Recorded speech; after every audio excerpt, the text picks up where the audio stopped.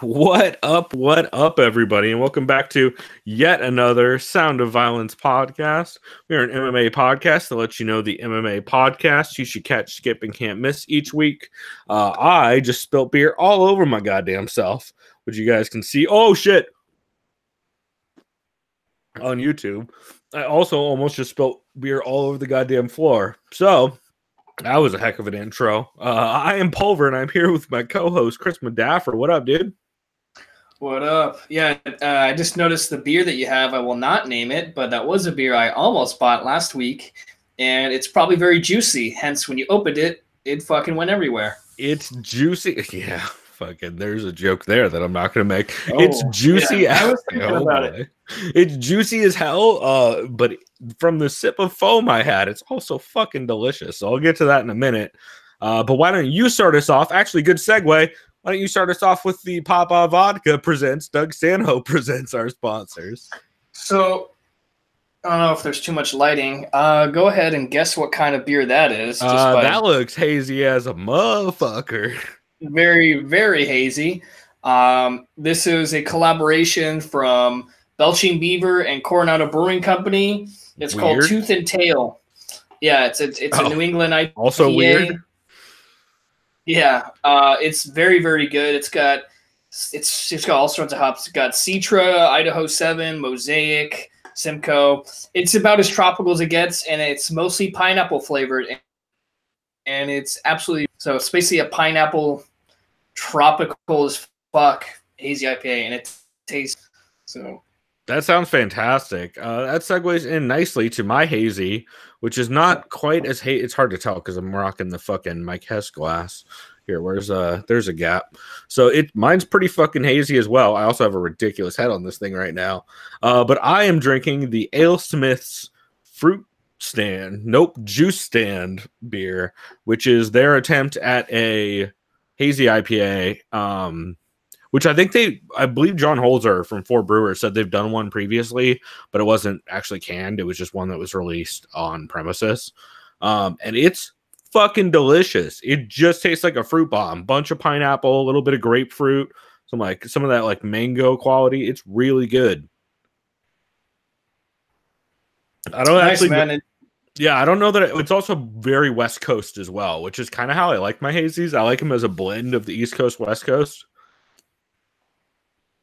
All right, so the only other thing I'm drinking on is I didn't look at the wrapper, the name of the company, or can't remember it, but it's a Japanese tea.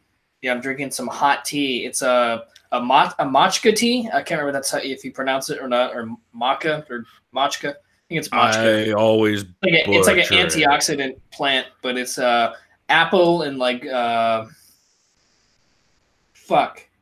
apple and I don't know. Apple cider vinegar. I don't know, but it's fucking good. Sounds good. That's what's up. Yeah, that's got to be a pretty fucking good combination with the hazy, I would imagine.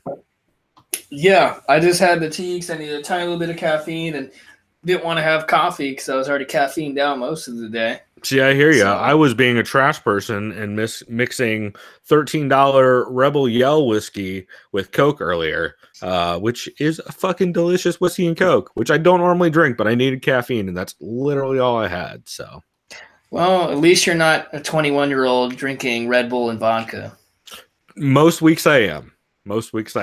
Well, then there you go. Although, to be fair, it's really like Monster and vodka, which is not better, but it's the white Monster. Does that make it better?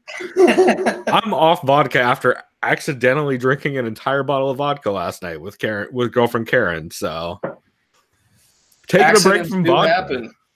Yeah, and that's with 0 shots out of the bottle. That was all fucking. Let's see. I think it was vodka and what was it? It was strawberry lemonade from fucking oh god, what's the dollar cans of tea and juice and all that shit? Arizona. Yeah, it was a fucking Arizona. It was terrible. Don't get that combination. I hope you were watching something terrible. Yeah. Well, I watched a lot of Zane Lamprey, if I should say his name correctly.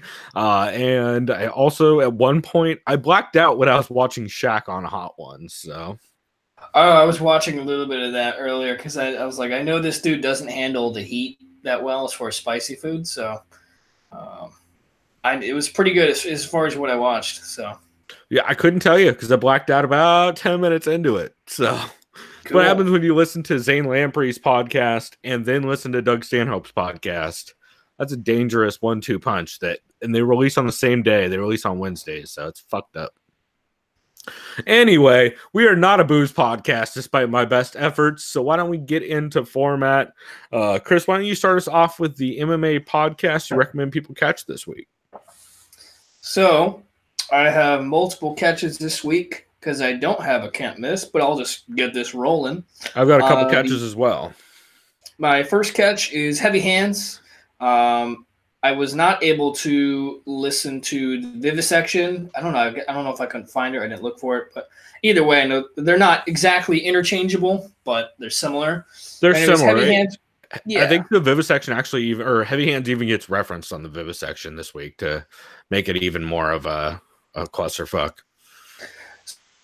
So they said the fights on the card are at least interesting or action-packed. They kind of gave some tiny little bit of preview of the main event, which I'll get into in another segment, in our preview segment. They kind of talked about the weaknesses of both fighters. Yeah, I don't want to say all this now, So they say the big question mark about Till is, has he really fought many great fighters yet? They point to one of their favorite fights, not really, in Till versus Wonder Boy. Yeah, I think they even go so far as to say at one point that this fight just might not be good, which I'm a little worried about that. It might be a 5 rounds of maybe 50 strikes thrown from each dude. I'll just say this. I've seen, even though people are half-heartedly joking, they're like, Till by split decision robbery or judges because it's in London. I'm real worried about that. Actually, Judo Bill and I were talking about that earlier today, where I am a little worried about London judges. Yeah. Which you have Till in fantasy, so that's got to be good news for you. Yeah, I mean, we'll see. If fantasy's kind of up in there, I have to definitely get some solid wins. I also have Leon Edwards. So I think you're in the lead, though, right? By a good amount. No, someone caught up last week. Someone caught up last week, but that dude was already in the finals, so it doesn't matter. Oh, that's right. So yeah, I mean, if he wins and Edward wins, I'm pretty much in the playoffs at least. Yeah, it sounds like it because you got a good head over a bunch of people. We'll see. So Phil says he can't trust Masvidal. Okay, yeah. Never mind. Phil thinks Lyoto Machida and Gunnar Nelson are the same person. He talks about Gunny's bad striking defense, but then he has great submission game. I love that he made that reference and made Connor so upset immediately when he did. Connor was so he's like, how dare you? I remember that, yeah. Because what did Connor says? All Gunny has is a cracking 1-2, and then he just takes the back. Actually, you missed Connor's quote, which you guys are going to hear on the break, but it's about how he's not a fan of Gunnar Nelson. And it's a fucking great quote. Judo Bill actually sent it to me before I heard the episode. Video? Because didn't he hate that video? No, he hates everything about Gunnar Nelson's game in general, as far as I can tell, which I get. He's very frustrating to pick fights for. I think I've gotten his last, 5 or 6 fights wrong. So it's like me with John Vellante. It's like everybody with John Vellante, bro. Yeah. John Vellante is not easy to pick because you're like, he's not really just going to stand and bang again, is he? And he always does. Then they discussed Uzdemir versus Reyes, and they were kind of being cheeky about that fight. They went back and forth. And I see what you did there because Phil McKenzie's British. And this card's in London. I see what you did. Kind of. I know. And it was kind of what Masvidal was saying. He's like, what do you guys called over here? Cheeky something? So I don't know if you saw Masvidal's open workout. It was pretty hilarious, by the way. Is that the one Ben Askren crashed? No, that was the one. Oh, actually, no, never mind. Darren Till crashed Ben Askren's Q&A, but the one Masvidal did was how to street fight. So he's talking about how poking people in the eye or biting them. It was pretty funny. Yeah, that's what I heard. It's supposed to. I mean, fucking Jorge Masvidal is hilarious. Always, he always has. The dude's very charismatic. mic. Yeah. Yeah, he's one of my favorite interviews of all time. Even when he's calling into MMA Junkie Radio and he's like half paying attention, he's still fucking great on that show. And whenever he starts to get like disinterested in the show, they just bring up McDonald's and dude goes all in on the McDonald's menu. That's right. Should I go ahead and mention my other catch real quick? Yeah. Oh, the only other thing I did want to mention about that episode though, because that was actually going to be one of my can't misses, but it's all right. I got another can't miss anyway. But Vulcan, they were convinced Vulcan's going to boop Dominic Reyes because we can't have nice things at light heavyweight. And I wasn't going to say that this week because I kind of wanted to put that for the preview, but it doesn't matter because they're like, what they say, he boops him and he wins in either the first 30 to 45 seconds or Reyes absolutely just pieces him apart. Yeah. And they said that's kind of where that division stands. It's like, yeah. Yeah, well, no one can have nice things at light heavyweight. I think we've established that pretty clearly for a bunch of reasons. So, yeah, I have a crippling, it's a creeping fear that they're gonna do Reyes versus Johnny Walker, whoever the winner versus or something dumb. That would be terrible matchmaking because you're killing off the two people who have momentum. They're dumb enough to do that. Yeah, no, they definitely are. And then I'll mention briefly, real quick, my other catch. Actually, you know what? Let me get into a catch since I actually have two anyway. That's right. So I'll get into I'll get into the first catch I have, which is between rounds roundtable, which you guys actually heard a clip on the intro from where Cole Miller explained his thoughts on Jack Marshman versus John Phillips, which was fucking hilarious. Cole Miller is underrated funny, and he was great on this episode. It's Cole Miller, Rob Tatum, and Jordan Breen with TJ hosting. It's just a great episode. It's a great fight breakdown. Cole Miller is very succinct and super funny in his like short breakdowns of these fights. But I don't disagree with a lot of what he said. Him and Jordan and Rob Tatum all did a great job this week. Jordan was not hammered this week, which, I mean, hey, I'm not one to throw shade about being shit-faced on a podcast, trust me. But it's just a very, very good episode. So I highly recommend people check it out. Talk about everything from the card to ska music.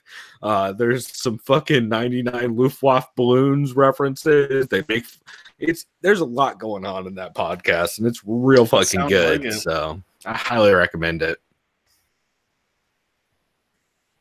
So why don't you jump into your other catch? My other catch was Uncle Hanach was back at it again.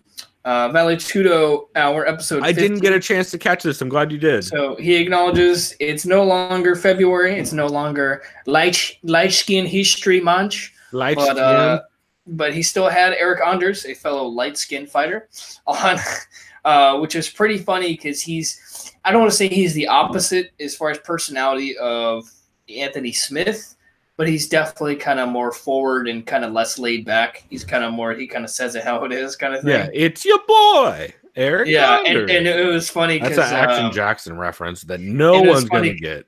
Because Hinata was like, originally he was like, he's like, what's up with your nickname? He said like, yeah, boy. And he's like, no, it's your boy. He's like, oh, yeah, boy. You know, that's it was kind of funny. Fucking Hinata's so underrated. And where we need Eddie Bravo, it's to be more likable. Oh boy, is fucking Uncle Hinata one of them. Eric Anders. Keep going. He says it's Anders. That's right, Eric Anders. That's what he told. That's what he said. Because we always say Eric Andre and Eric Anders. We fuck that up all the time. Yeah, he says his parents were both in the Air Force, and he was born when his mom was stationed in the Philippines. He's got that Luke Thomas swag. What's up? I said, he's got that Luke Thomas swag. Isn't Luke born in like fucking somewhere in the Middle East? Well, I said the Philippines. But no, I mean Luke Thomas though is also a dude with military parents who was born overseas somewhere weird. Like his birth certificate is actually from like. I think it was like Lebanon or something like that. Yeah, something like that. Yes, So he grew up. Eric grew up in San Antonio. He said high school football is basically like a religion in Texas. You know, and Friday Night Lights, bro.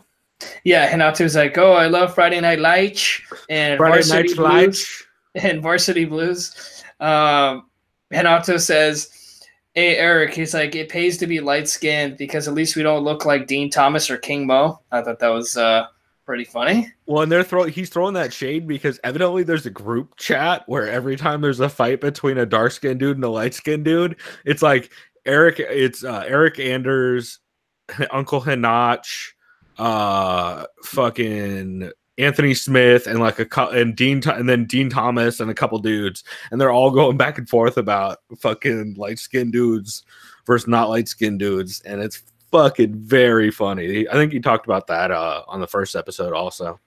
And then I don't have too many other notes because they talk a lot about old school basketball. Eric is an old school basketball fan. He's not a fan of LeBron James or players now because he thinks they're all soft and they're a bunch of pussies. He says, what happened to Michael Jordan or Larry Bird? Those guys who get hit in the mouth and get up. Larry Bird was hitting dudes, and Larry Bird was talking so much shit he was getting dudes to swing on him. Larry Bird's fucking hilarious. He would like fucking bounce the ball off their head and then shoot a three over them. Larry Bird legit a dick, like in all of the funniest ways. Yeah, I have trash chasing basketball because I grew up with a dad who actually my entire dad's side of the family went to Duke. And I'm By the way, did Duke win tonight? Because I saw Zion, of course, was going off because that dude's back. I stopped watching after Zion exploded his Nike because that was the one I was like, you know what? I'm going to sit down and watch a Duke game. My dad hit me up. He's like, oh, yeah, you should check out the next game against that was against fucking Carolina, too, UNC. Yeah, I think that was the next game. Yeah, so of course I tuned into that and that his whole shit exploded. And I was like, I shouldn't be watching Duke. I think I'm cursing the shit out of this team. So I have not watched since. I don't know. I saw some shit on ESPN. Of course, these Bleacher Report said he had some sort of custom shoes. But I saw like what kind of custom shoes they were. And I was like, what the fuck? It was like some weird kind of shoe. So I'm not surprised that they exploded. They're still from Nike though. Like the fuck. Well, to be fair, child's hands can only sew so strong. That's right. And then lastly, there's a lot of talk about Michael Jackson and H. Kelly. You mean Michael Jackson? Yeah, Michael Jackson, H. Kelly. Hinato says he would let his kids spend the night at Neverland Ranch or H. Kelly's house because he wants to make that extra bread. Yeah, that checks out. Also, Hinach notoriously doesn't see his kids, so it makes it very easy for him to say that. Yeah, and then he also made he talked about because Eric is married. And what did he say? He's married to a Brazilian lady because I remember Hinato was like, oh yeah, I saw your wife on Instagram, but then I saw the last name, like, oh fuck, never mind. And then he just said, of course, just the old stereotype. Growing up in Texas, he's like, oh, are you down with Mexican chicks? And he's like, no, not really. He's like, oh, that's right, because once they hit 30, they don't look good anymore. It's like, Jesus. Hinach is fucking just too many, just too many stereotypical jokes all around from Uncle Hinach. But that's what makes it funny, listening to what he has to say. So that's what I have for my other catch. And it's fun going back listening to his podcast because it kind of gives you a little break from the serious shit or just, you know. It's all fun. So tongue-in-cheek and hilarious, and he's such a we'll say a real person. So it's fucking great. I really enjoy that podcast. I hope he starts getting a more regular schedule. Although that dude actually works a ton, so I'm not surprised he's not able to crank him out like twice a month consistently. You know. Yeah, no, you're right. Now. Real ass day job. I mean, no, he doesn't because he's Uncle Hinach. Anyway, I will jump into my other catch for the week, which is the co-main event Power Hour episode recorded today. Recording this March 15th, and it's fucking hilarious. This is their Patreon only episodes, which I cannot recommend enough. It starts off kind of slow, talking about Conor McGregor cell phone news. Although Chad does bring up a great point, which Chris, I'll ask you this same point that Chad brought up. If you were to pick the next news about Conor McGregor, do you think it's going to be positive or negative? I mean, it wouldn't be positive. Yeah, no, I mean, even if it's a new, like, fight news is the best chance you have at positive news about Conor McGregor. Yeah, I mean, that'd be the only positive news. You're right. It'd just be he has a fight announced. And that's not really positive. It's just kind of neutral. So I thought that was interesting. Yeah, I mean, what was the rumor? Or maybe it was confirmed. He had a fight with Cowboy, but the UFC wanted it as a co-main slot. That rumor. You're talking about a very different rumor. Well, I already know the other rumors. Yeah, no, we're not thinking up. But I'm saying I don't want anybody to get butthurt. Yeah, no, but wasn't there a thing like they wanted to fight July 6th on like International Fight Week? But the UFC said, "Oh no, we're gonna make you co-main event because I think we're having John Jones fight or some fight." That's bullshit. Also, yeah, what is the story that I feel like everybody's on is Conor McGregor said multiple times he's not with anybody else on a pay-per-view. Yeah, because he'll lose. Else gets pay-per-view point. Yeah, doesn't he not get points if it's not main event? Or? I don't know how that actually works. From what I heard, which I'll bring up a bit later, John Nash was on a pod this week, and he said it's just a percentage of normally the way it works is fighters get a certain dollar amount for certain tiers. So like you 50 for here. Let me actually scroll down. John Nash on Mookie and Crookie episode 10 this week talked about. A lot talking about DAZN and all the money that they're getting and how they're spending like Amazon or Netflix levels of money. So we'll see how that fucking turns out. But he mentioned that they get like $1.50 per buy under 400,000 buys. Over 400,000 buys, they make more like $3.50 a buy. And over 600,000, they make it like $1 more. But I bet you Conor McGregor has weird fucking. Like the way his contract is very fucking weird. Yeah, that makes a lot of sense. I mean, I can imagine that dude's contract isn't really too explicit.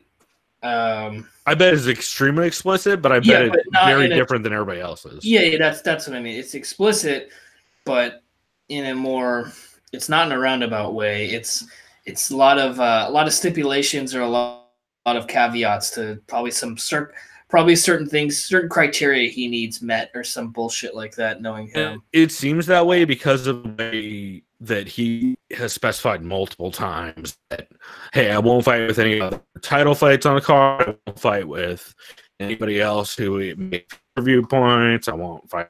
Like, it seems like he probably makes a percentage of a pay-per-view card weird like that. But anyway, on topic, Power Hour. Another thing, the reason why I checked this episode out, and this would be fucking 1,000% clip if this story happened on the regular event, but I don't want to play the fucking one of the funniest stories I've ever heard. Chad tells the most insane story about Rodrigo Nogueira and a skeleton I think I've ever fucking heard about a UFC fighter. He doesn't skeleton, but it's almost that crazy. I believe Alex put out a tweet that said something along the lines of the story includes the caves in Brazil where there's just unknown dead bodies.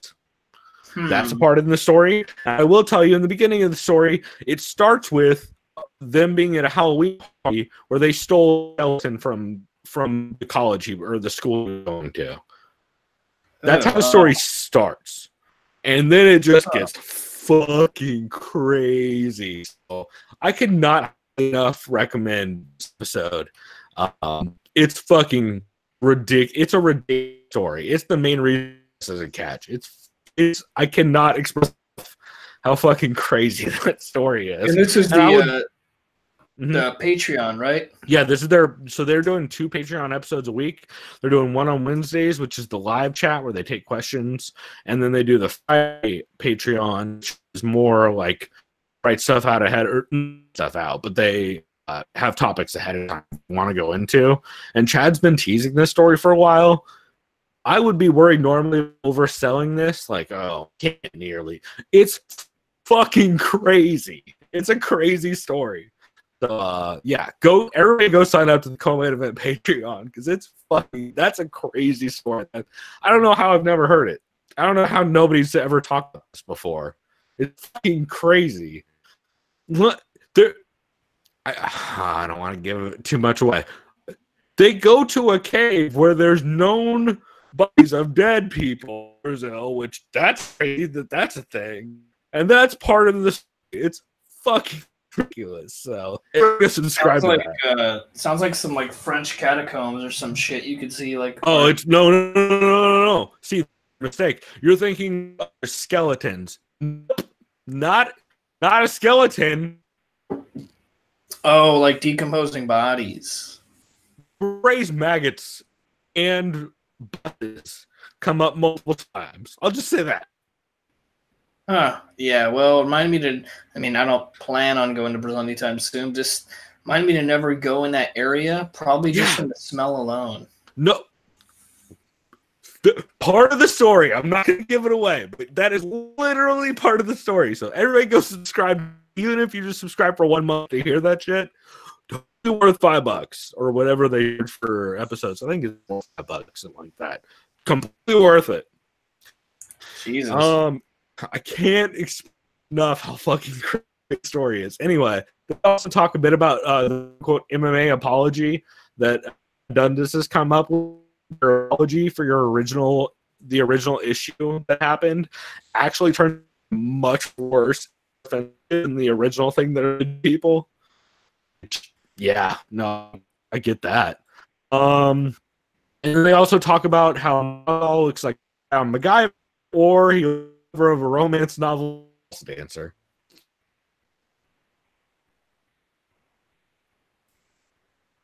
It's fucking hilarious. I think I might have lost Chris. So we will see if he shows back up, but I will just keep him for the time being in case he can leave and rejoin the call. Let me send him a text while I do this. Anyway, that's fucking ridiculous. All right, so I will go ahead and join my skip since I do skips this week. I just dropped off, so he should be rejoining here shortly.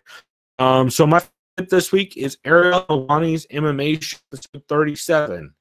And the main reason I didn't even listen to this whole episode. I listened to part. The reason why Helwani's MMA show up 37 is because Dylan Dennis is not newsworthy. Him getting against some fucking random dude in Bellator, not newsworthy. Everything him and Ariel talked about the brawl a while back, not newsworthy. I don't understand why they do that. I don't understand. I just don't get it. I don't understand why Ariel having Dylan Dennis on over and over again is okay. So that's why it's a skip for me this week. And it's like Chris is back. Maybe. Yo, can you hear me? Yeah, you're back. Oh, yeah, I wasn't going to say, it's been like, for the past maybe like 20 minutes, you've just been like nothing but choppy as fuck, and like your face looks like potato quality. Nice. But yeah. Definitely on your side, not on my side. So if you have anything running in the background, maybe try and kill that. Oh, I killed like everything on here, so I don't know what the fuck's going on. Well, worst case, it should be recording locally. So, in worst case, I can pull the YouTube video because you've been on. Yeah, we'll be fine.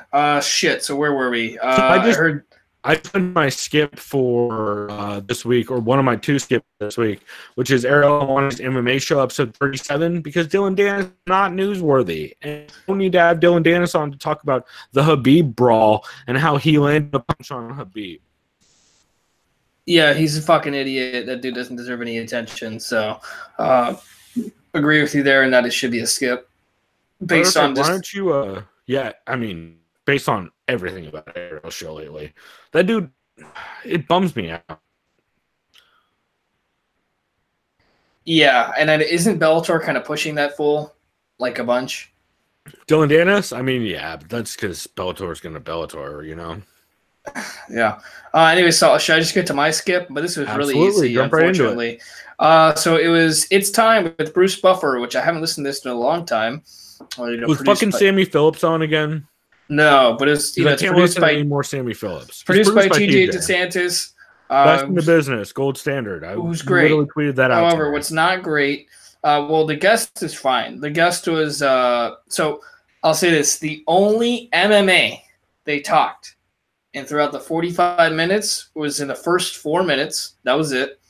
They briefly talked about how they think the main event's going to go down, and they still weren't even analytical at all. They said, "I think this is going to happen." All right, here's our guest, Michael Jai White, which is fine because I thought. Oh, I like cool. Michael Jai White. He's cool. I like him a lot. Like, he's probably going to talk about MMA. Nope. They just talked about movies. They talked about the movie Triple Threat that he filmed alongside Michael Bisping. Talks about, by the way, George future fucking commentary contender, Triple Threat, I'm sure. By the way, you are back to non-potato and everything is fine. No choppiness. I just had to put it out there, so we're good.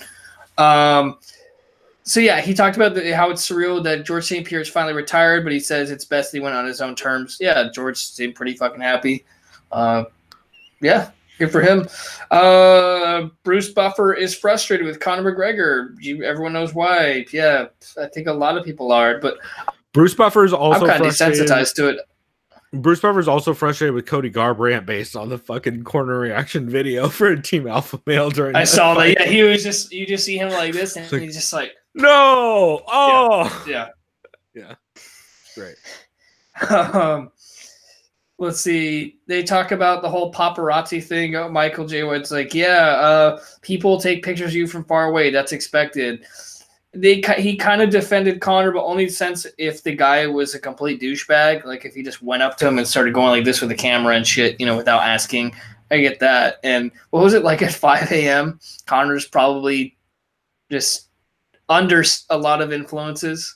Oh, it was outside of Club Live, which if you're a frequenter of the MMA community forums, you would know that your boy Conor McGregor Nuthugger has been forever shouting out how every female on the UFC roster is not attractive enough to get into Club Live for like the last 2 or 3 years I've been on there. So it is hilarious to hear that Conor McGregor was caught outside of Club Live, which is of course, like I said, Conor McGregor Nuthugger's go-to spot down in Miami. They said no female fighter is attractive enough to get in there. Yeah, no, he's constantly, whenever there's a thread about how somebody's super hot, he always leaves a comment saying like, yeah, they still wouldn't get into Club Live. I can name multiple UFC female fighters that could probably get into that club. So yeah, but how many of them are pregnant or married? I don't know. I can only think of one that's pregnant currently, but and one even that's then, married. Yeah. So, in any sense, that's not important. They just discuss Hollywood shit, the bullshit scandal with the actresses and all that, and like USC, whatever. Oh wait, shocking! You mean white people are buying their way into college at USC? What? Oh, and Yale. And the two most notoriously. And one of them made a good point too. I think it was who the fuck was it? Or I don't know if it was on this. I think it was on a different. I think it was maybe it was Uncle Hanach. I think he said he's like, if someone gave me $6 million to go to college, I'd be like, hey, thanks for the $6 million. I'm not going to school, by the way. I'm good.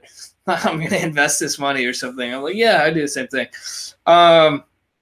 So Michael said. They talked about Michael Jackson, which kind of decided if I'm going to watch that documentary. Probably don't want to, considering apparently how graphic that shit is and whatever. But he's just like, oh, how come – this is the thing that blows my mind. This is the last thing I'm saying. Michael J. White ran up a good point. He's like, how come no one ever – and I'm sure someone brought this up in Hollywood, all of Hollywood. He's like, how come no one ever talks about how Michael Jackson's children, right, his actual children are all blonde-haired and blue-eyed? Well, and his wife is – or – whatever the fuck you want to call her. Wife. She said multiple times they never had sex. Like she said that for a very long time.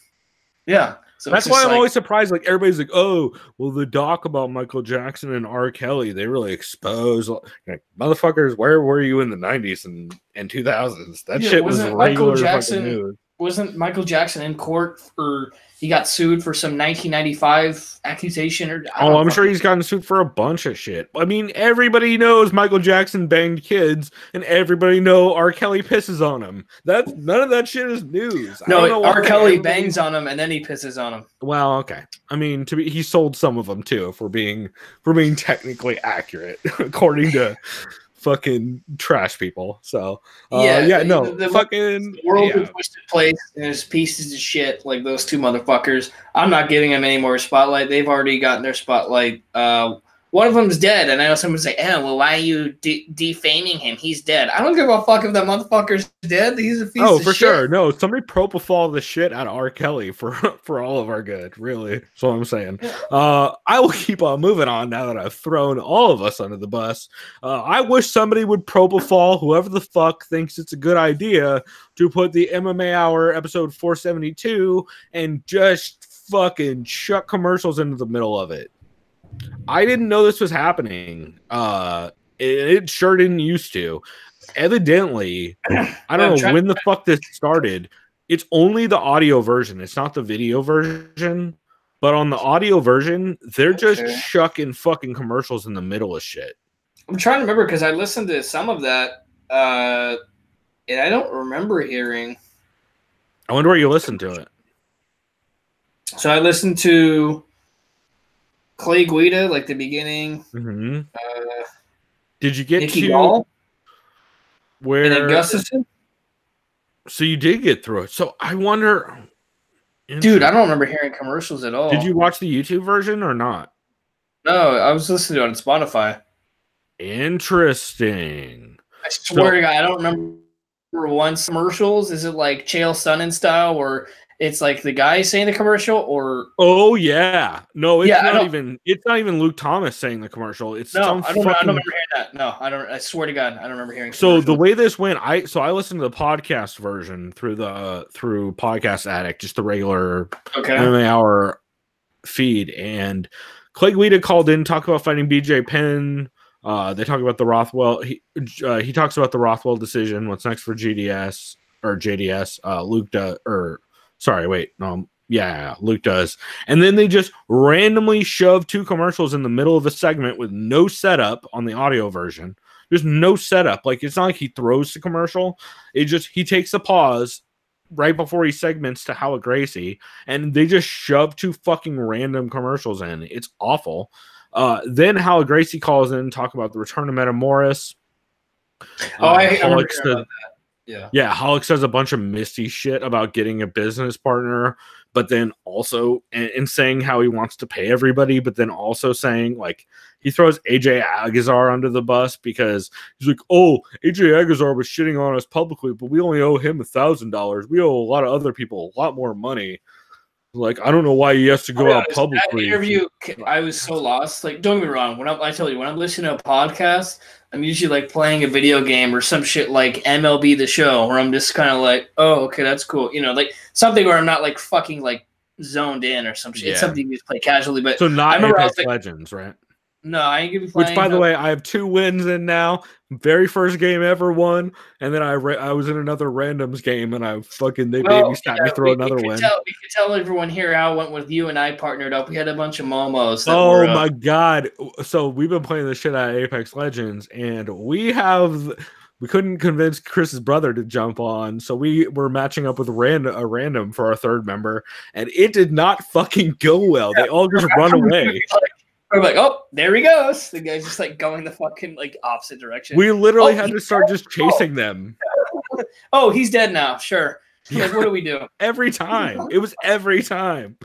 So that, or they'd be the jump master and they'd want to go directly to the fucking ship with everybody on it. So you just start punching and hope for the best.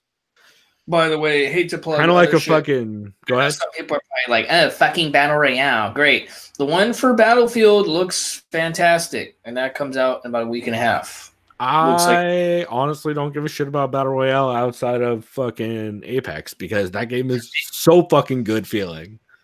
Oh yeah, no. I'm just saying if there's any other one worth playing, it's Battlefield based on just like the gunplay and the frame rate. But that's I disagree though because Battlefield Here's the problem: it's just going to become a giant sniping game.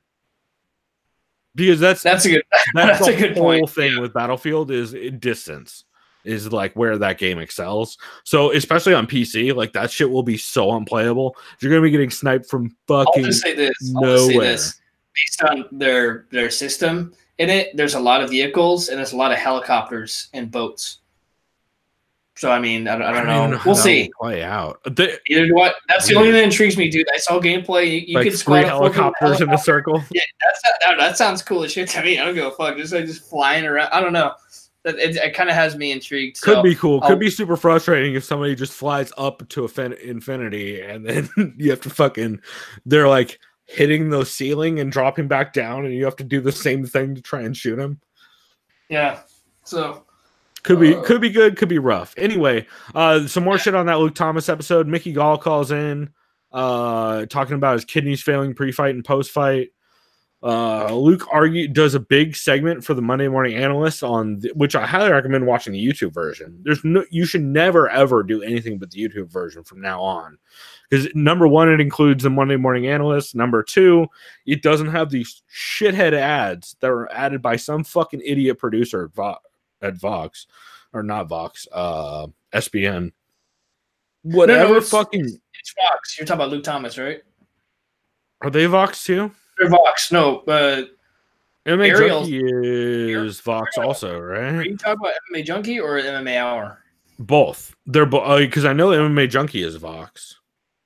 Yeah, no, the MMA Hours too. I'm 100% remember it's like brought to you by Vox Media and it has like that sound effect. Yeah, maybe I'm mixing stuff up. Anyway, not important. Whatever fucking idiot producer is in charge of that shit and is at putting ads in is the worst. Luke does a pretty interesting thing on Mark Goddard's stand-ups and stand-ups in MMA in general. He argues that they're a good thing because it progresses the action and shows good and bad examples of stand-ups, it's interesting. I don't think I agree with him on it, but it's still interesting to hear it. And then the fucking audio version cuts awkwardly at the end of that immediately to the Gus segment after they shove an ad in the middle of that too. And there's I listened to the video version just to see the difference, and there's a whole like 3 minutes of him actually segueing and everything into the Gus interview. They've cut all that shit and just made it a very awkward transition from him basically ending a random sentence about the about Mickey from the end of the Mickey Gall interview, and then just cut straight into we have Gus on the line. It's jarring. Okay. It's terrible producing. So this is why so the only reason why I don't know if this is correlation to me having Spotify Premium where there's never any commercials. Do you think that's a possibility where the Spotify version was no?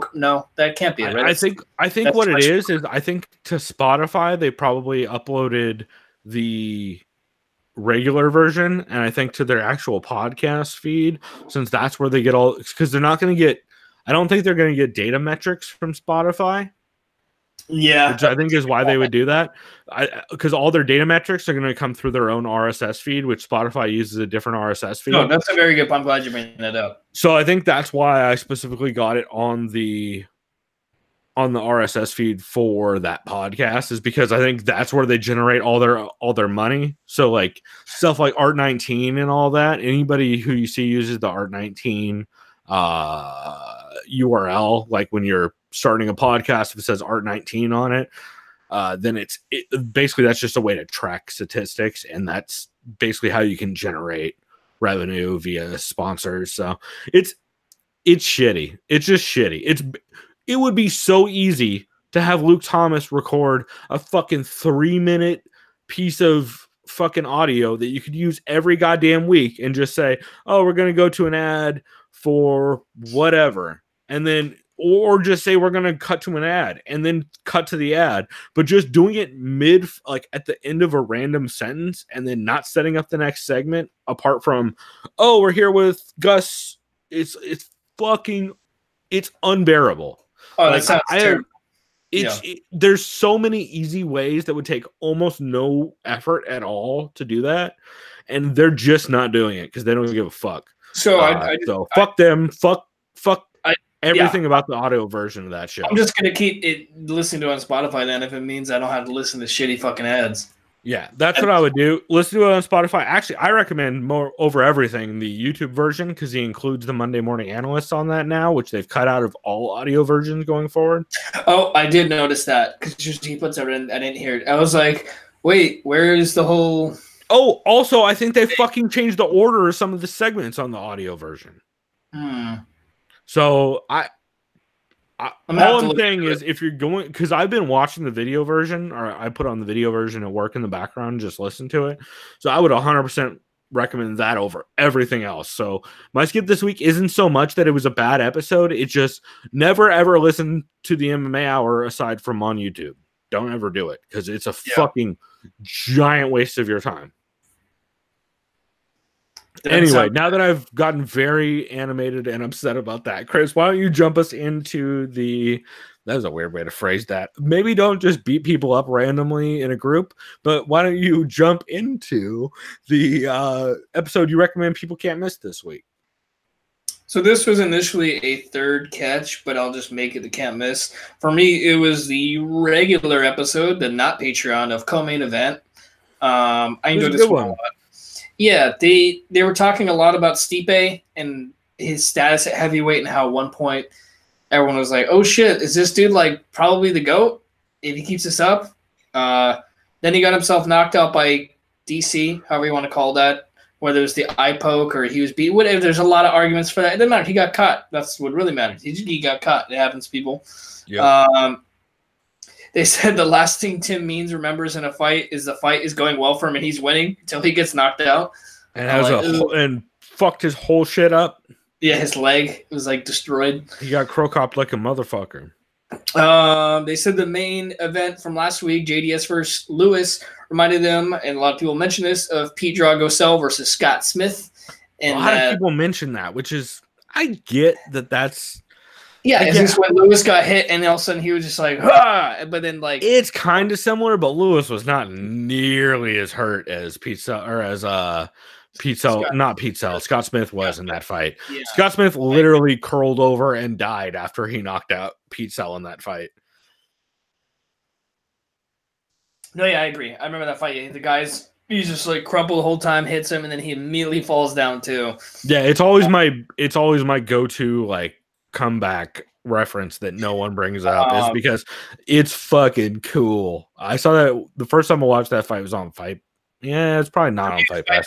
For me, it was Fight Pass Collection. It's like top knockouts, whatever, and it was like some. It's such a crazy one. He was beating the shit out of Scott Smith up until that. Chad and Ben also say that Lewis, sure, he's a predictable fighter, and that some of the top strikers like Dos Santos can figure him out and let his gas tank run out. But they said he always has that crazy bomb in his back pocket, even though he's predictable. Yeah, I mean, that's true.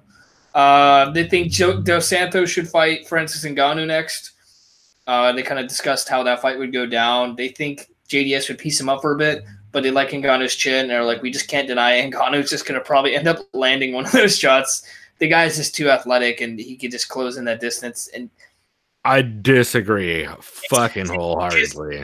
I was thinking about that, but I was like, wait, I don't know the last time Ngannou's fought some guy who can kick and can do like a spinning back kick, and he can really land from distance and kind of keep himself back there. Don't get me wrong, you could plug Ngannou against anyone, and can he knock him the fuck out? Yeah, probably. Probably knock out DC. Depends on if they can wrestle and have two knees. That's the thing. Yeah, like you put Ngannou against Cormier, give him a title shot. If he knocks out DC because he catches some clinch, are we surprised they knocked him out?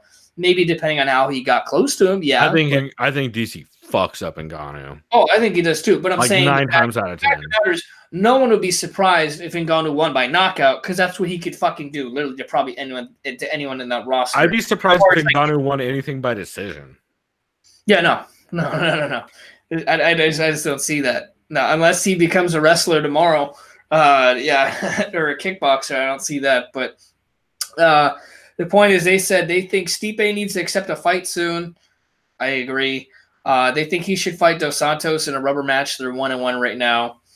I think they said they think Stipe wins that third fight, and then that's why they think he should take another fight. Because, like, dude, you beat Dos Santos, then you should be guaranteed another title shot, and you don't have to keep bitching. They said he could fight Ngannou again. He's already beaten him before. He could That's just like a no-win for fucking Stipe. I don't know why Stipe would take that. I understand the JDS fight way more than the Ngannou fight. Yeah, and then the other point they made, which I don't think it does anything except kind of make you turn heel, is they said that he should start talking massive shit about John Jones. I mean, he could, but I don't know if John Jones wants that fight. No, he won't take that shit. There's no reason for him to. No. Yeah. And then Master Tweet Theater was funny because it was mostly tweets about Kelvin Gastelum's ringworm. Was it though? It was like 3 for 5 or 4 for 6. Because Sir Nigel is not great at following topics.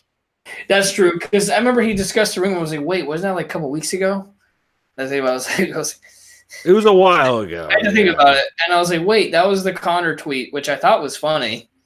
But based on, I mean, if I were to give him credit on that, and shame on the Australian Athletic Commission for even letting Gastelum potentially fight. I still don't believe that. That's absolutely insane. Yeah. Based on what that dude's neck was looking like and his fucking chin. I don't know if you saw, there's some goofy ass horror movie from the 70s called The Manitou. This dude has like this lump in the back of his neck. Kind of look, and it's alive. It's kind of what Gastelum had going on.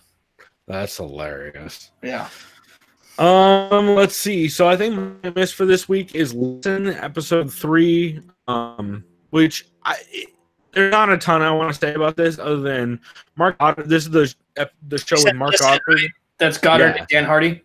Yeah, exactly. And this is actually the last episode of that show because Goddard talks about his interactions with John Anik on Twitter and just referencing the Usman fight and all the backlash he's been getting. So he is officially stepping away from social media, which includes the podcast, which is unfortunate. That's unfortunate.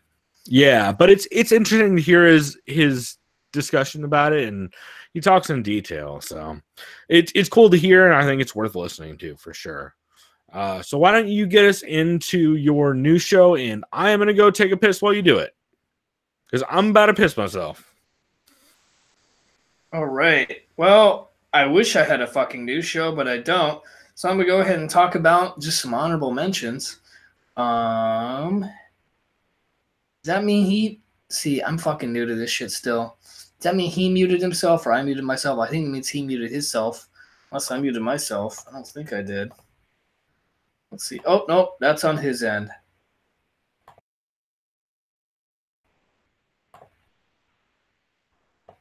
Yeah, no, we're good. Anyway, so if I did it is an honorable mention I have.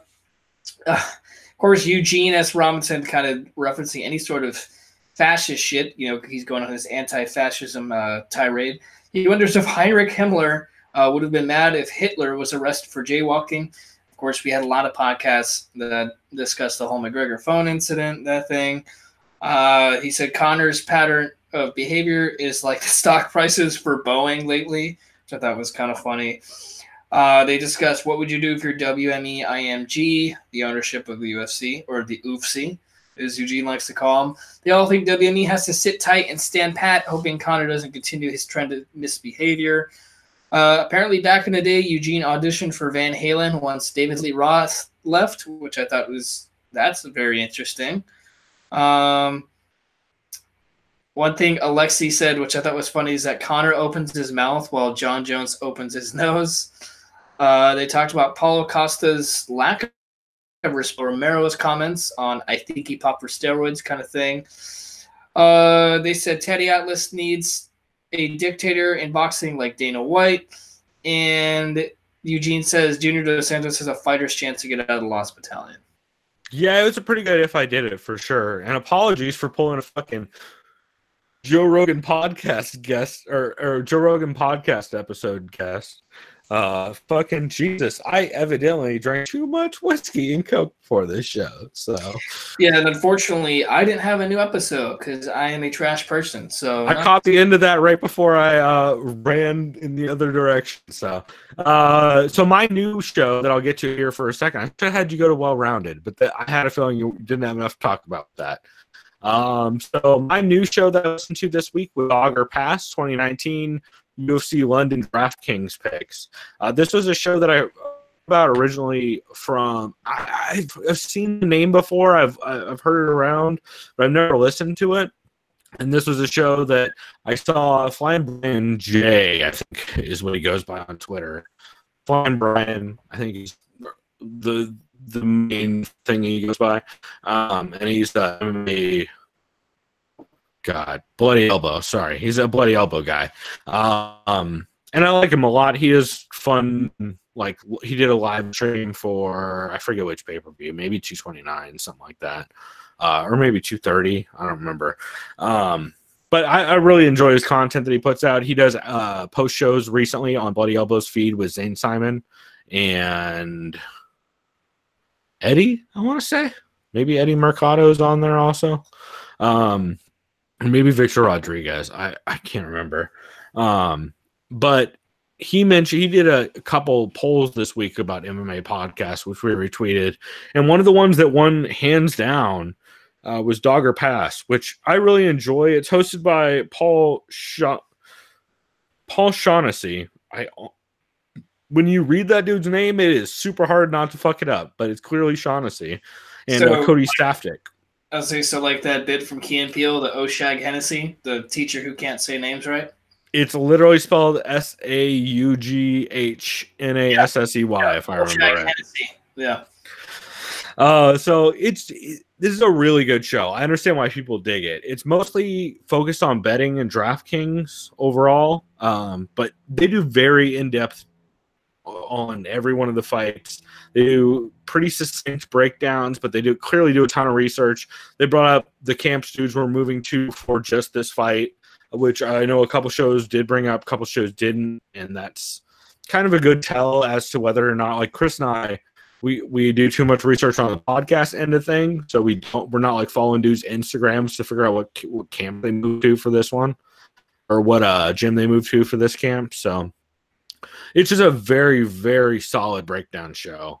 They mentioned that this weekend's card is kind of a glorified Cage Warriors card, which is hard to argue with, although I think Cage Warriors is a fucking great organization, so that definitely doesn't hurt.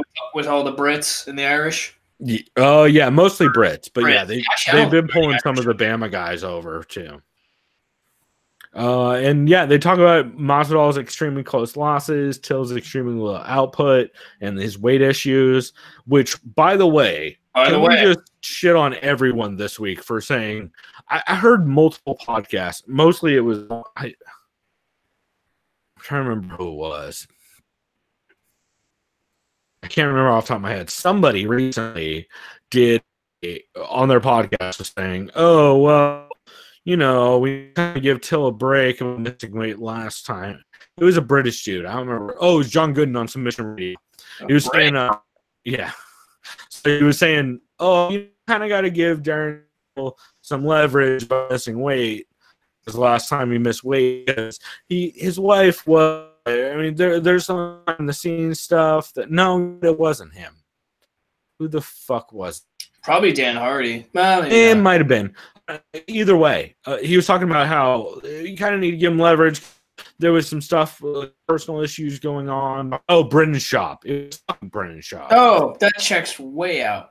I want to say, I could be wrong. I want to say it was Brendan. But by the way, shouts out to Brendan Schaub sounding like Batman or doing a Batman impression. What was it last on week? On that JRE last week? God damn it. I remember.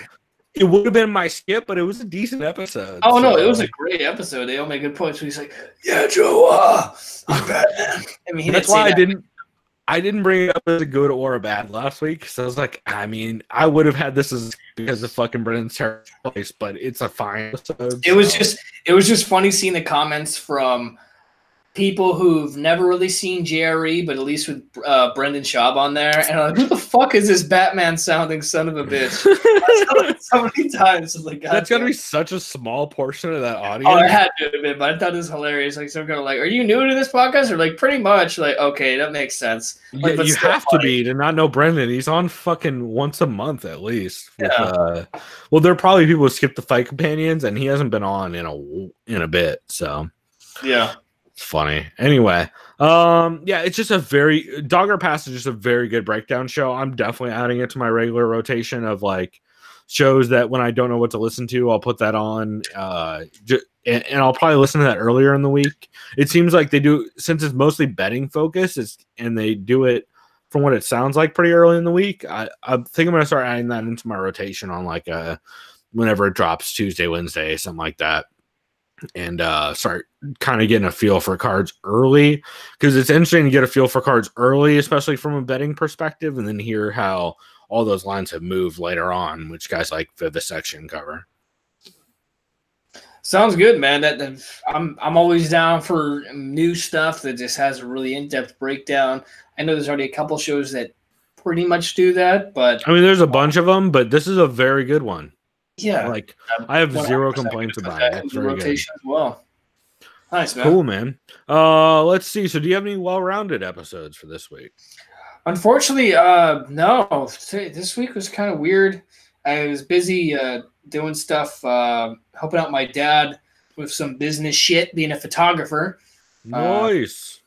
All weekend, got to stay at the Hard Rock Hotel. Have my own room. It's pretty badass. Oh, that's right. You told me about that. Got to eat like a king. Got to drink like a king. Yeah, I was spoiled. So no, unfortunately, I didn't get around to any well-rounded, as I usually do. So my well-rounded for this week is actually something that will segue me into one of my also rans or honorable mentions. But the Film Vault is hosted by Anderson Cowan and Ball Bryan. It is a show that I've been listening to. Jesus, I think I was looking it up recently, and it must be it's got to be since like 08 or so, maybe. So probably 10, 11 years. Probably, do they have something on YouTube?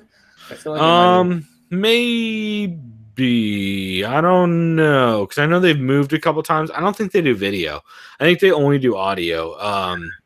Because the Film Vault is hosted by Anderson Cowan and Ball Bryan, like I mentioned. It used to be on Adam Carolla's network for a while, which is where a lot of people knew about it from. But I've been listening to it since they were recording it at Westwood One. I think it was Westwood One. I don't think it was KLSX. Yeah, no, it would have been Westwood One, because they were recording it post Loveline at like 2 a.m, and literally Ball Bryan talked Anderson into doing it by bringing him in beer that he could drink during the episode, if I remember right. So it's a fucking great show. Anderson Cowan's a great dude. Yeah, I've met him a couple times. I've talked to him for, Jesus, I don't know, 10 years now, off and on in forums and tweets and in person, all that shit. I can't recommend that show enough. And actually, Dan, Tom, and I were going back and forth on Twitter in some DMs talking about the Film Vault, since I know he's a big fan of it as well. And he actually gave us a shout out, or gave our Twitter a shout out in his episode of not Punch Kick Chill, in his episode of Protecting Neck this week, which was cool to hear. But it's just it's the best film show. If you at all are into film or movies, Anderson Cowan is in the process of directing his second film, I believe. I know he's been touring Groupers, which is his movie that he put out, I believe, a year or two ago, that he's still shopping around, and I think it's finally going to get a release date for, like, it's an indie film, of course, but that dude is the reason I know everything I know about film, so it's very cool to hear him. I mean, I'm a huge film junkie, television and movies, so I'm definitely going to check it out. I would do it. He's the reason why I've seen some of the craziest fucking movies I've ever seen, and most of my favorite movies I've ever seen. Like, he's the reason why I watched True Romance. He's the reason why I saw Irreversible. He's the reason why I saw Blue Velvet. He's the reason why I'm a big David Lynch fan.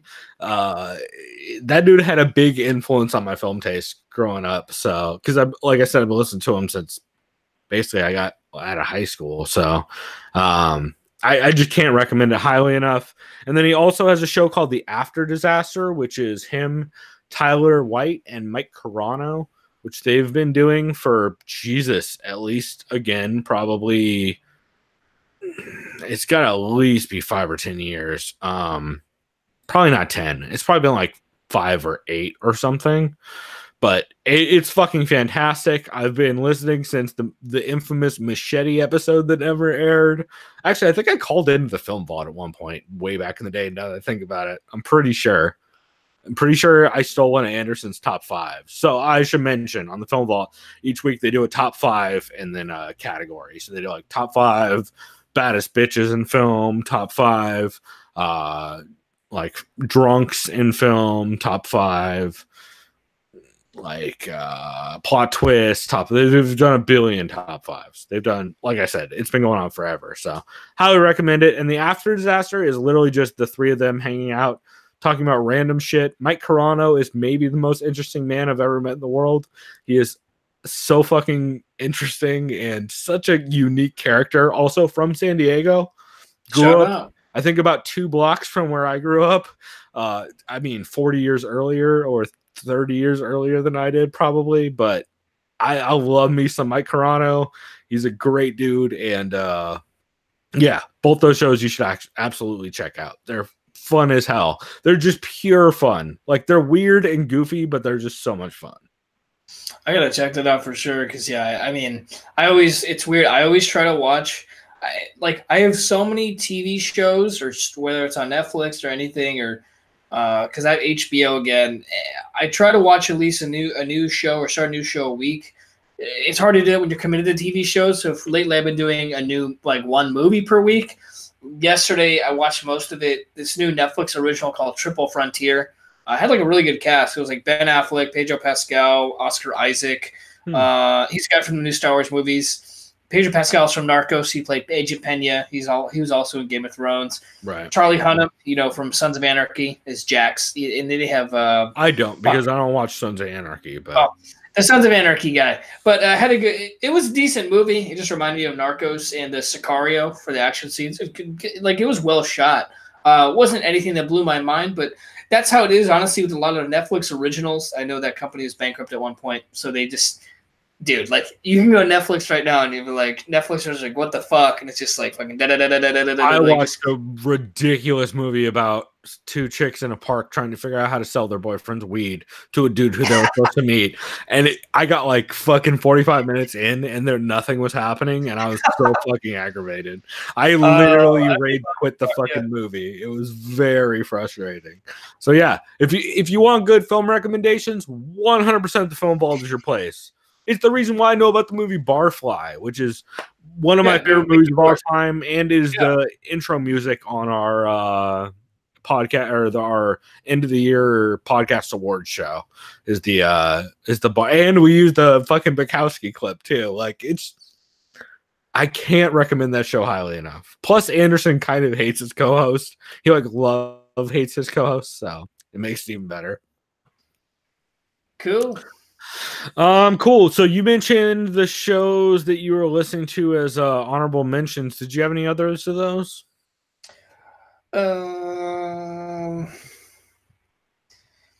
I would mention Believe You Me, but they went off on a tangent. The cool thing is they did a live show in front of an audience. Yeah, that was also the episode where right before Lewis went on vacation to Jamaica, right, with Kim. Yeah, because he talked about how he watched the movie something Christopher Robin. It's like a live action movie. Oh yeah, he got real. I think it's called Goodbye, Christopher Robin, and him and his 6-year-old son cried because he said it's legitimately one of the most depressing movies he's ever seen. I remember I saw the trailer for that maybe a year ago, and I'm like, it's a good cast, but I'm like, isn't this supposed to be happy if it's Winnie the Pooh? You would think. I thought it was supposed to be Pooh getting his ass stuck in a fucking in a hole and people drawing faces on it, but evidently not. My favorite part of that episode, though, was how about how Michael Bisping made fun of Lewis because Michael Bisping's kid just clowns him and shits on him and would 100% hate that movie, which was fucking very true. My son, knowing him, would say, "Dad, this movie is gay." As non-politically correct as possible. Yeah, I was like, well, he's a little kid, so that makes sense. Right. Let's see. So some also rans that I had. MMA Vivisection was really fucking good for UFC London. It was great. It was funny. They just really go in depth. I love that show. A lot of times it's hard for me to put that show on a catch or can't miss. unless there just isn't a lot happening that week. But this week there's been a ton of good episodes, so it's on an also ran. But it on a slower week, it could easily be a catch. It's very good. Slip and Dip episode 91 was fantastic. That's the show hosted by Kendrick and Matt. They talk a bit about last week's boxing events and the Spence fight that's coming up this week, because of course Kendrick follows or reports rather on a lot of boxing events. Errol Spence Jr. and Mikey Garcia. Yep. And they actually have Derek James call in, who's the head trainer for Errol Spence, to talk about that fight, which is pretty cool. Then they have Saif Saud. I'm going to butcher this dude's name. They have the head coach for Fortis MMA call in. I think it's Saif Saud. One of those combinations of vowels is probably the right one. But he's really interesting. It's cool hearing him like kind of his ideas on why the team is blowing up and how much hard work they've been putting in, which is very cool. And then they have Macy Chasson call in, talk about her win, and talk about New Orleans. She talks about how all of her friends in New Orleans, when she went back from Mardi Gras, was talking about how she hit Gina with that Popeyes 12-piece, which is maybe the funniest reference I've ever heard to a chicken, like a chicken reference for a combo. That's really fucking good, the Popeyes 12-piece. So I'm 100% using that going forward. She also talks about all the ref uniforms that showed up at Mardi Gras thanks to the Saints fans. Yeah, that city. I mean, don't get me wrong. I watched that game. They got fucked big time. Dude, there were so many good parades with refs. There was entire parades where like there were segments of just refs with canes and the blind people glasses on walking through the parade. I'll just say the Saints would have definitely scored more than 3 points against the Patriots. So that city is notorious for getting fucked by its own people and by outsiders. So I am not surprised the NFL does not see money in New Orleans, and fuck the NFL for not seeing money in New Orleans. That fucking stadium literally housed that entire fucking city for a while. Yeah. God damn it. Oh, sorry, I'm a big New Orleans fan. You guys know if you've been listening, but fuck the NFL for the way they handled that. And for the NFL basically just allowing people to buy their way to the fucking championships every year. Let's be real. Right? Yeah, even with the salary caps, so go figure. Yeah, even exactly, Chris. Exactly. Yeah. Let's see. Oh, basically, I'll talk about how hard it is to be an athlete in New Orleans, since the entire culture is about food and booze. So that's why the move to Texas has been helping her a lot, since it's not as big a party city, and there's not just fucking pie and king cake everywhere. So I fucking feel that. Submission Radio episode 182 was real good. John Gooden Skyped in, talked about basically the fights that are coming up. Pretty interesting. He did mention that Till's coach is kind of like a general in their gym. Okay. Till doesn't really talk unless spoken to, kind of thing. That's how that gym is handled. Everybody's like that with the lead coach of his gym, which is kind of interesting. And he mentioned that it kind of explains how a lot of those fighters feel free and just like boisterous in both fights and interviews. It's because it's their one chance where they can just be loud and show bravado and that kind of shit. Is fucking Patton. Yeah, a little bit. Yeah, a little bit. Let's see. Phil DeFreeze Skyped in talking about KSW and overcoming anxiety, which is pretty cool. And then Justin Willis called in from a jacuzzi to talk about his upcoming fight against Curtis Blades, which is pretty dope. Half the Battle, episode 263. This is a show I haven't listened to for a while. If you remember right, I believe we covered it a couple times last year. Their audio used to be fucking horrific. I listened to this one, and I thought it was okay, but it kind of bored me, to be honest. Yeah, their audio is much better though. Yeah, no, the audio is fine. Yeah, which was the main reason why I wasn't a big fan of it originally. I even tweeted as much this week, which is I'm guessing how you heard about it as well. Because they tweeted us back talking about how, hey, we totally agree and we've fixed that. So I listened to it. Their audio is way fucking better. I it's worth checking out. If you want another breakdown podcast, it's a pretty good breakdown podcast. Also, I really like Chad Skelly on there. Chad Skelly was good. No, he was good. I liked how he was on the phone for a while. I did like that a lot. Yeah, it was cool hearing all of his takes on the fights and kind of how that got and on Team Alpha Male as well. So they've kind of been in the limelight a little bit. Yeah, I like Chad Skelly is a dude also who's notorious better. So I always enjoy hearing fighters who bet a shitload. Similar to I don't think Cole Miller bets nearly as much as Chad Skelly, but Chad Skelly's one of those dudes who you see on Twitter talking about like lines and that kind of stuff pretty consistently, and he was fucking great on the show. So I definitely recommend checking it out in the future, especially if they have Chad Skelly on more. I mean, I like the host a whole bunch, but Chad Skelly really sold me on that one a lot. Protecting Neck, episode 118, I mentioned, where Dan Tom shouted us out for because we were talking to him a bit about the Film Vault. He also mentioned it was a classic Dan Tom breakdown of a card. I really liked it. I don't know that anything specific stands out to me about it, but it was really good. The MMA Nerd, episode 33. I recommend listening to this just for how badly she butchers the names Diakese and Quinones. She calls him DeKeys on one of them, and then Quinones she fucked up so bad I didn't even write it down because I couldn't figure out how to spell it. So Ashley is hilarious. She's a sweetheart, and I really like her show. So I recommend checking that out. She also calls Dan Hardy Tom Hardy during that episode, which I thought was pretty good. WMMA Today from March 11th was solid. That was the one. They recently moved to Cage Side Press since MMA Today is, I believe, no longer around. I want to say MMA Today was the one that was ran by Tony down here in San Diego, whose last name I won't pronounce because I'm always scared I'm going to butcher it and say something horrible. Fagnano. I'm going to go with that, but I think it's wrong. Yeah. There's a G in there somewhere, but I'm afraid to hit it too hard. But it's a good episode. So that episode, they talk about Felicia Spencer on UFC, Sarah Kaufman joining the PFL 155 tournament, the Invicta Phoenix Rising tournament, Jessica I versus Valentina, Molly McCann versus Ashweta, and they recap the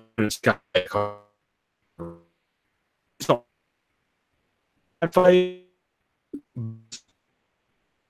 All watching. He's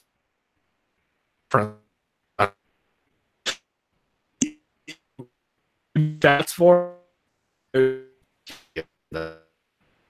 even though you should I can't hear you right now. Hold on a second. I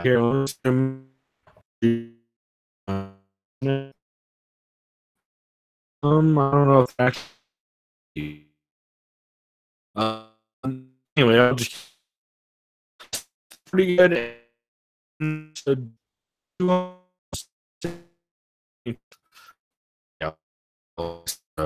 Back in a minute.